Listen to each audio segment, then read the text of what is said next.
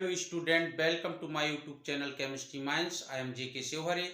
पिछले लेक्चर में मैंने आपको इंटरमॉलिक्यूलर एल्डोल कंडेंसेशन के बारे में बताया था और ये भी बताया था कि एल्डोल कंडेंसेशन तीन प्रकार के होते हैं। एक इंटरमॉलिक्यूलर एल्डोल कंडेंसेशन, दूसरा क्रॉस एल्डोल कंडेंसेशन और तीसरा इंट्रामॉलिक्यूलर एल्डोल कंडेंसेशन। लास्ट में मैं बताऊंगा रेट्रो एल्डोल कंडेंसेशन क्या होता है।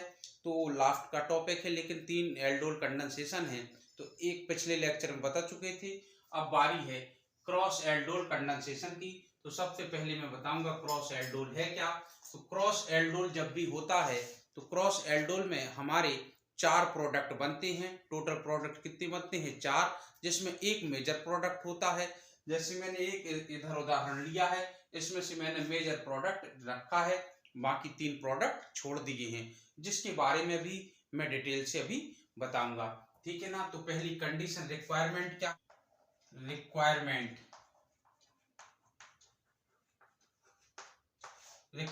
में फर्स्ट रिक्वायरमेंट है टू डिफरेंट टाइप के कार्बोनिल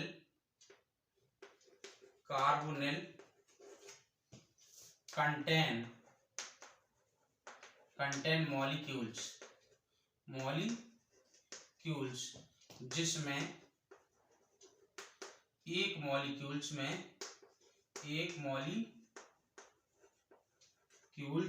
में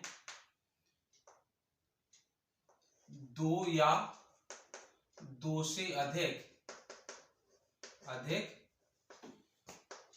अल्फा एच होना चाहिए। ये पहली रिक्वायरमेंट है, जिसमें दो या दो से अधिक अल्फा हाइड्रोजन होना चाहिए। ठीक है ना। दूसरी रिक्वायरमेंट क्या है? डाइल्यूट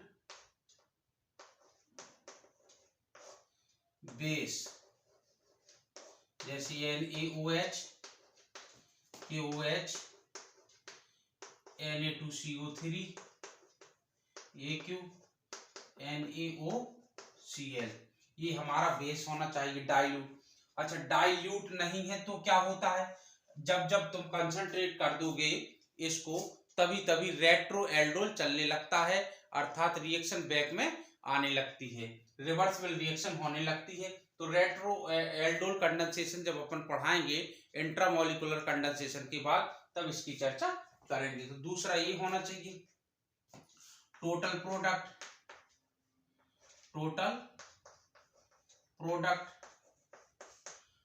प्रोडक्ट बनेगी चार। मेजर प्रोडक्ट, तीन नंबर में क्या होगा? मेजर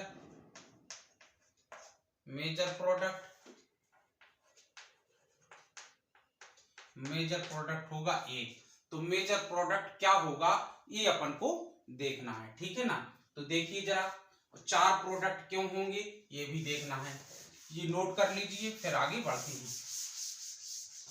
देखिए, जैसे अपन ने ये एक कार्बोनिल कंपाउंड ए है, इसका नाम प्रोपेनल है। दूसरा कार्बोनिल कंपाउंड ए है, इसका नाम एथिनल है। देखिए, इन दोनों में अल्फा हाइड्रोजन है, लेकिन अगर दोनों में से किसी एक में ना भी होते तब भी काम चलता। एक मॉलिक्यूल्स में अल्फा हाइड्रोजन का होना अनिवार्य है। ठीक है ना। तो देखो, दोनों में है तब क्या मेजर प्रोडक्ट क्या होगा? ये होगा। क्यों होगा मेजर प्रोडक्ट? देखिए, अच्छा, चार प्रोडक्ट इनके क्या हो सकते हैं, देखिए कैसे कैसे हो सकते हैं। पहला देखिए, जब इसका इसी में एल्डोल हो, देखिए NaOH, तो क्या होगा? CH3 single bond CH2 single bond CHOH, और इसका एक H निकलेगा, ये अल्फा है, तो ये क्या बनेगा? CH single bond CH3 single bond CHO, और इसका इसी में एल्डोल होगा तो क्या बनेगा?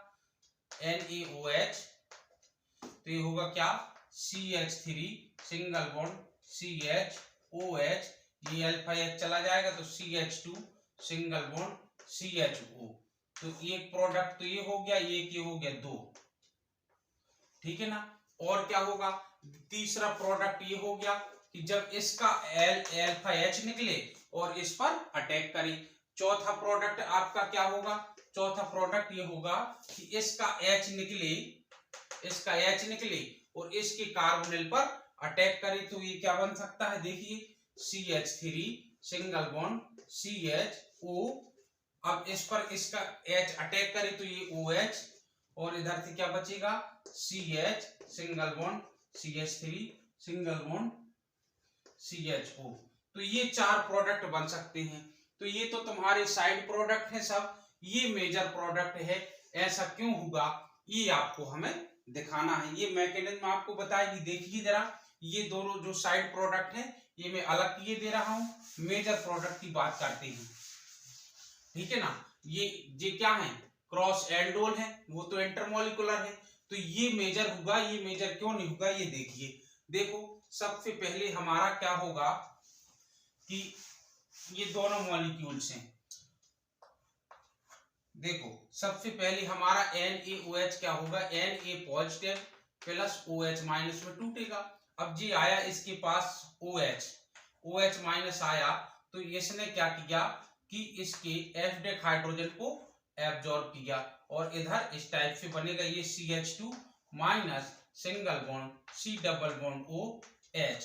और अगर यही घटना इसमें कराओगे OH माइनस, तो इधर से H निकलेगा बेटा, इधर से ऐसे, तो ऐसे बनेगा। इसमें जो कार्ब एनाइन बनेगा वो इस टाइप का बनेगा, वो इस टाइप का बनेगा। अब इन दोनों में कौन ज्यादा स्टेबल है, तो ये देखिए जरा, इसमें रेजोनेंस हो रहा है और इसमें भी रेजोनेंस हो रहा है ऐसे, लेकिन ये इसको प्लस आई इफेक्ट दे रहा है। प्लस आई इफेक्ट के कारण ये अनस्टेबल है, unstable then CH2 single bond C double bond OH। तो ये अनस्टेबल है, तो केमिस्ट्री में कौन सी घटना चलती है, स्टेबिलिटी वाली। तो इसका एनाइन बनेगा, अर्थात इससे अल्फा हाइड्रोजन निकलेगा, और जब इससे अल्फा हाइड्रोजन निकलेगा तो इस पर अटैक मारेगा। अब मैं मैकेनिज्म आपको इसकी बताता हूं, ठीक है ना।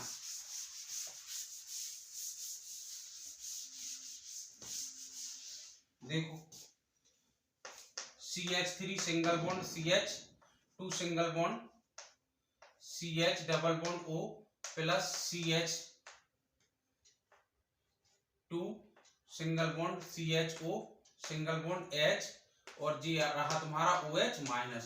तो देखो फर्स्ट स्टेप में क्या होगा, फर्स्ट स्टेप में क्या होगा, देखो ये इलेक्ट्रॉन को आकर्षित करेगा और इधर से ये बेस के रूप में काम करेगा, और ये जाकर के बनाएगा क्या, CH2 minus single bond CHO, ठीक है ना। ये कार्ब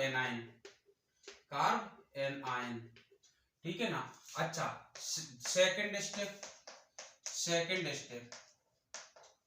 हम लिखेंगे, इस स्टेप में बना हुआ कार्बेटायन दूसरे मॉलिक्यूल्स पर अटैक मारता है। CH3 single bond CH2 single bond CH double bond O, ये शेयर्ड इलेक्ट्रॉन ऐसे खींचेगा, plus CH2 minus single bond CHO, तो ये न्यूक्लियोफाइल की तरह अटैक मार देगा। अब क्या बनेगा बेटा, देखिए इधर से ये CH3 single bond CH2 single bond CH, ये O माइनस, और ये सिंगल बॉन्ड CH2 CHO, तो ये इंटरमीडिएट कंपाउंड बन गया, इंटरमीडिएट कंपाउंड, ठीक है ना। अब ये क्या करेगा, ये वाटर के OH, वाटर से H आयन को निकाल लेगा, ठीक है। तो ये माइनस OH हो गया ये, और ये बनेगा CH3 single bond CH2 single bond CHOH, और ये सिंगल बॉन्ड CH2 CHO, ये तुम्हारा बन गया एल्डोल, क्रॉस एल्डोल, ठीक है ना। अब ये क्रॉस एल्डोल बन गया है, अगर इसको तुम हीट कर दोगे तो क्या बन जाएगा, अगर इसको तुम हीट कर दोगे, देखिए CH3 single bond CH2 single bond CHOH single bond CH, 2 single bond CHO। अगर तुम इसको हीट कर दोगे तो E1CV रिएक्शन होती है। उसके अकॉर्डिंग देखिए क्या होगा कि सबसे पहले तो जो OH माइनस होगा इसके H को एब्जॉर्ब कर लेगा और ये माइनस बन के इधर अटैक मारेगा, ये रिमूव हो जाएगा और ये क्या होगा CH3 single bond CH2 single bond CH, ये double bond CH single bond CHO। तो ये तुम्हारा एल्डोल कंडेंसेशन से ये मेजर कंपाउंड प्राप्त हो जाएगा। ये तुम्हारा तब के लिए मैंने बताया है जब दोनों मॉलिक्यूल डिफरेंट टाइप के हों और दोनों में अल्फा हाइड्रोजन हो, तो हमारी ये कंडीशन बनती है, ठीक है ना। लेकिन यदि रिएक्शन अम्लीय माध्यम में चल रही होती तो ये ध्यान देना कि उल्टा प्रोडक्ट बन जाता।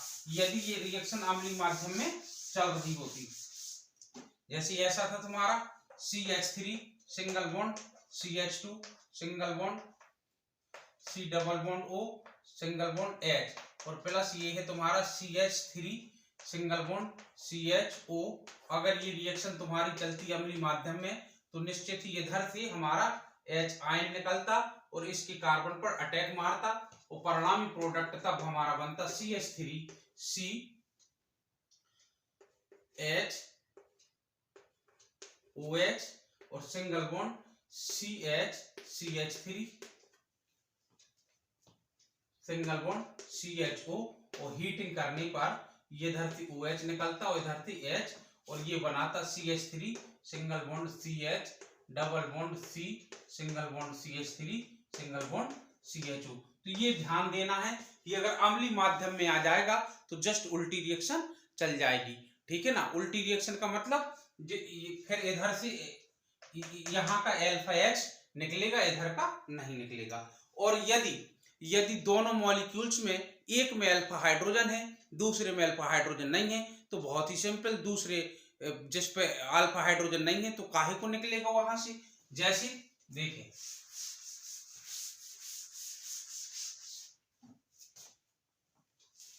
CH3 single bond CHO plus HCHO।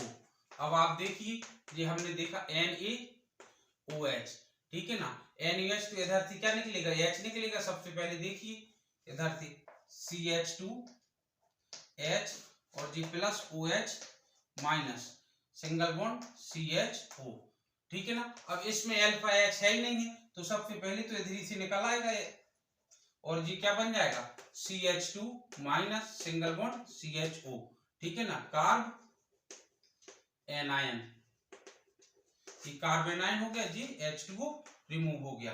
अब इधर देखिए H और ये डबल बॉन्ड O, अब plus CH2 minus single bond CHO।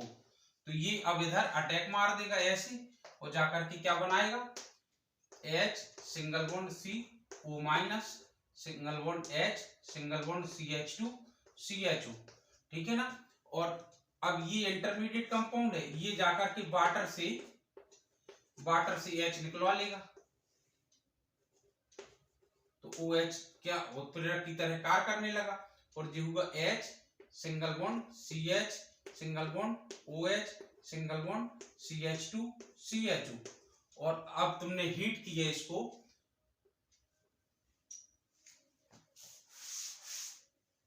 अगर तुम इसको हीट कर दोगे तो क्या मिला CH2, इसका OH निकल जाएगा और इधर से एक H निकल जाएगा तो इधर बचा CH2, ये double bond CH single bond CHO। तो ये हमारा प्रोडक्ट मिल जाएगा। तो जब इस टाइप का है तो आपको धीरे से वही ट्रिक याद रखना है। कौन सी? देखो मैं बता रहा हूं कि ये है तुम्हारा CH2 डबल बॉन्ड O, इसमें alpha hydrogen alpha H equal to कितना है 0, ठीक है ना, plus H2CH single bond CHO, इसमें अल्फा H है।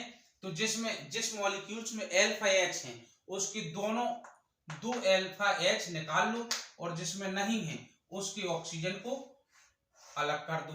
ये तब के लिए जब NaOH और हीट किया है उसने, तो ये परिणामी प्रोडक्ट क्या बन जाएगा, CH2 double bond CH single bond CHO। तो ये हमारा डायरेक्ट आंसर आ जाएगा। लेकिन हमने आपको मैकेनिज्म से भी बताया है, एक दो उदाहरण और हम बता दे रहे हैं, ठीक है ना। जैसे आप ये ले लेंगे C6H5 CH double bond O, इसकी रिएक्शन किससे करा दें आप, H2CH CHO। ये एसिटाल्डिहाइड है और ये आपका बेंजाल्डिहाइड है, बेंजाल्डिहाइड है, ठीक है ना। इस रिएक्शन को NaOH और हीट कर दें हम, तो क्या बन जाएगा, देखो इधर से O, इधर से H2 अलग हो जाएगा और जाकर के जो प्रोडक्ट बनेगा वो बनेगा C6H5 CH double bond CH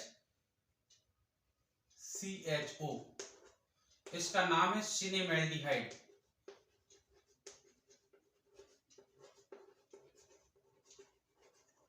H2O अलग हो जाएगा, इसका नाम सिनेमैल्डिहाइड है।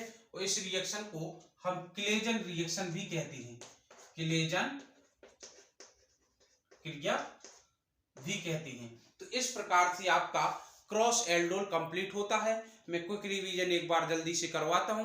क्रॉस एल्डोल कंडेंसेशन होने के लिए हमें दो डिफरेंट टाइप के कार्बोनिल कंपाउंड के मॉलिक्यूल्स होने चाहिए, जिसमें कम से कम एक मॉलिक्यूल्स में दो या दो से ज्यादा अल्फा हाइड्रोजन होने चाहिए, ठीक है ना। अच्छा, क्रॉस एल्डोल कंडेंसेशन जब भी होगा या क्रॉस एल्डोल होगा तो उसमें टोटल प्रोडक्ट तो बनते हैं 4, जिसमें से एक मेजर प्रोडक्ट होता है। यदि बेसिक मीडियम में क्रॉस एल्डोल कंडेंसेशन करा रहे हैं तो उसकी कंडीशन मैंने एक्सप्लेन की है, और यदि एसिडिक मीडियम में करा रहे हैं तो उसकी भी एक्सप्लेन कर दी है। आई होप आपको क्रॉस एल्डोल कंडेंसेशन बिल्कुल समझ में आ गया होगा। इसलिए इस वीडियो को अगर समझ में आ गया है तो शेयर करें, लाइक करें, और अगली वीडियो में लेकर के आऊंगा आपको इंट्रामोलिकुलर एल्डोल कंडेंसेशन की, और इसके बाद फिर मैं रेट्रो एल्डोल कंडेंसेशन बताऊंगा। जय हिंद।